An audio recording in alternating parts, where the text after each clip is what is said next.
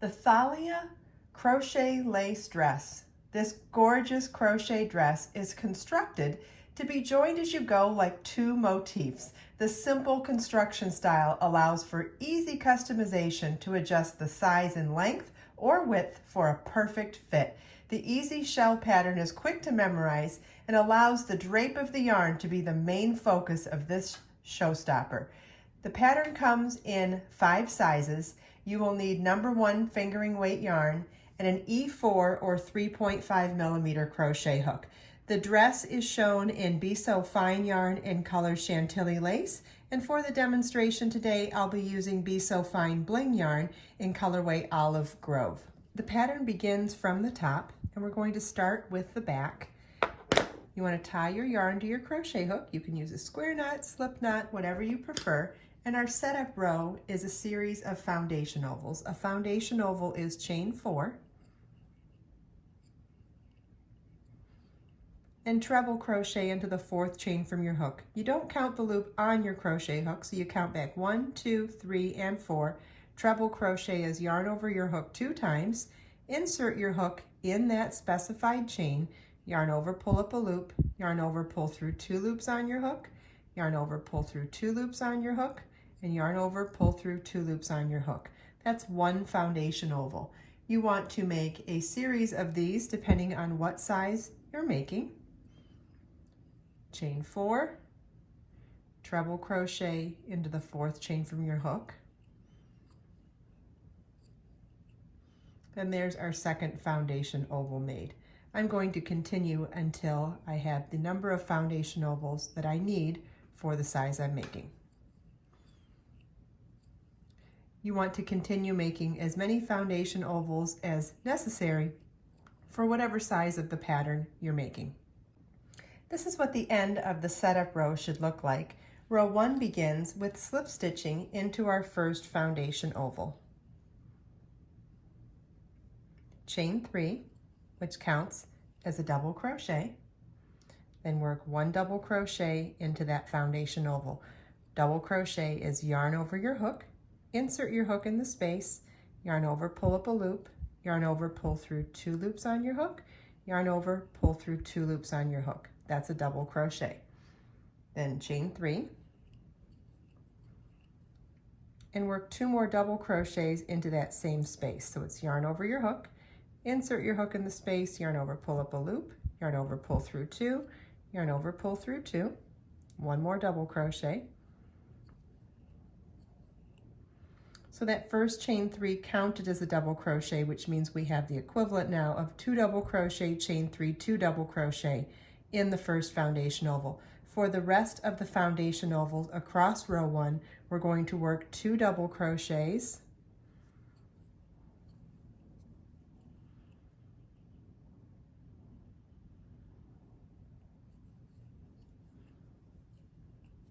chain 3, 2 double crochets.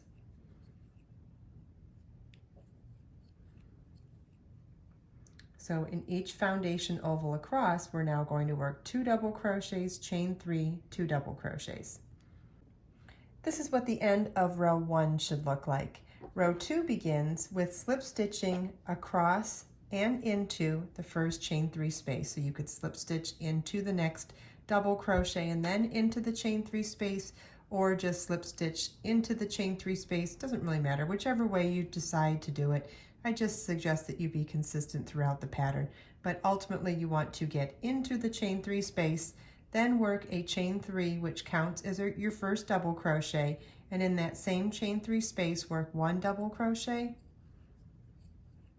chain 3, and 2 double crochets.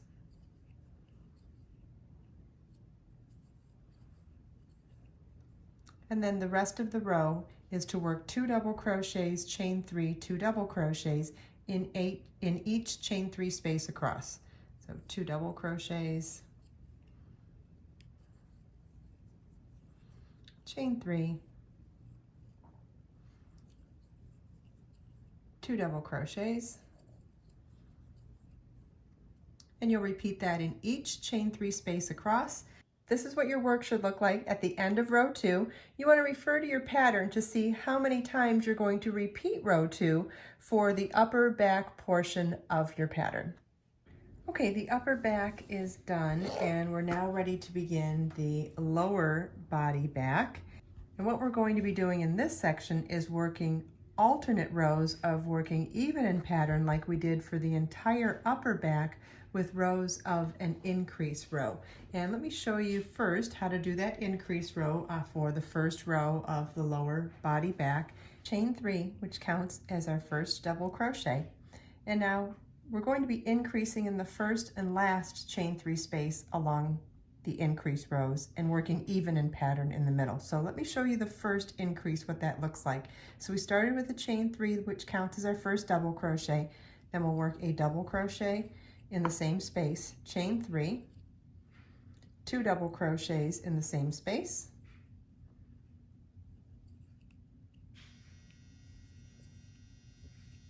chain 3, and 2 more double crochets in that same chain 3 space.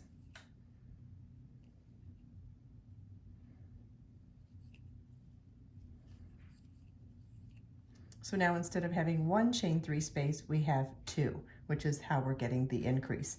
Now you're going to want to work even in pattern across to the last chain 3 space. So working even is 2 double crochet, chain 3, and 2 double crochet. And you want to do that all the way across to the last chain 3 space. And then I'll show you how to do the increase on the opposite end of the increase row. Last chain 3 space, and to do the increase in this stitch we're going to work 2 double crochets,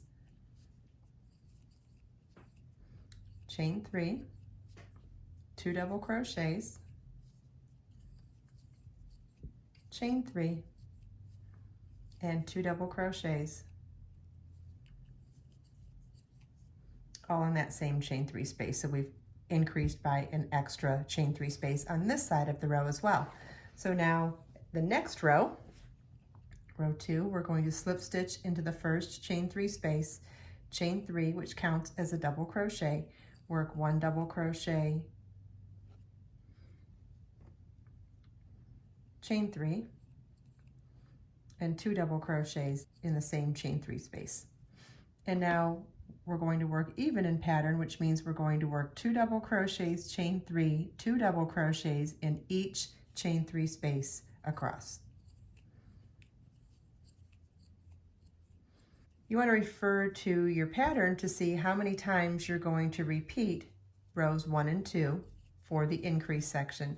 And then after that, we're going to repeat row 2 or working even in pattern for the remainder of the lower back section.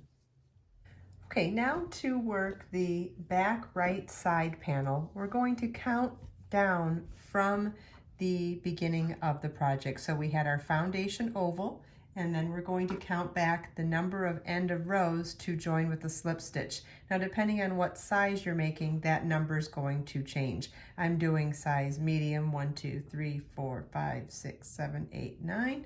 So I'm going to slip stitch into that 9th one. I just want to mark that for a second while I tie my yarn back to my crochet hook. Now, if you are in between sizes, this would be a great opportunity for adjusting the size of the width of your dress by working more or less rows in this side panel. So we're going to join with a slip stitch into the end of row, which means we're going to work around the last stitch at the end of the row and join with a slip stitch, chain 3, which counts as a double crochet, and then work 3 double crochets in this end of row and in each end of row all the way to the bottom of the dress. So depending on what size you're making, it'll obviously be a different number of stitches at the end of this row, but it will be a multiple of 3 plus 1 for that first chain 3. 2 through 4, it's chain 3, which counts as our first double crochet, and then work 1 double crochet in each stitch across. That's for rows 2, 3, and 4. For the last row of the back right side panel, we're going to start with a chain 1, turn our work, single crochet in that first stitch, chain 3, skip 2 double crochets and single crochet in the next double crochet. And so our repeat across the row is chain 3, skip 2 double crochets and single crochet in the next. And you want to repeat that across the entire row. Once you complete rows 1 through 5 of the back right side panel, you want to repeat rows 1 through 5 for the back left side panel.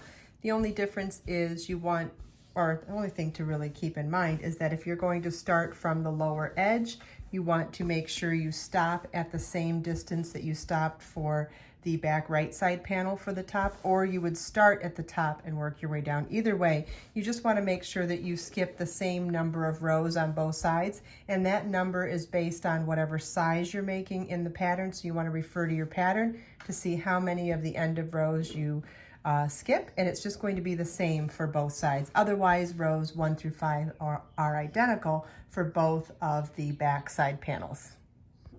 I hope you enjoyed this video. If you have any questions at all, please feel welcome to leave them for me in the comments. And if you check out the video description, I've provided links for everything we talked about in this video. Let us make time to create, share, and inspire today and every day. I'll see you in the next video.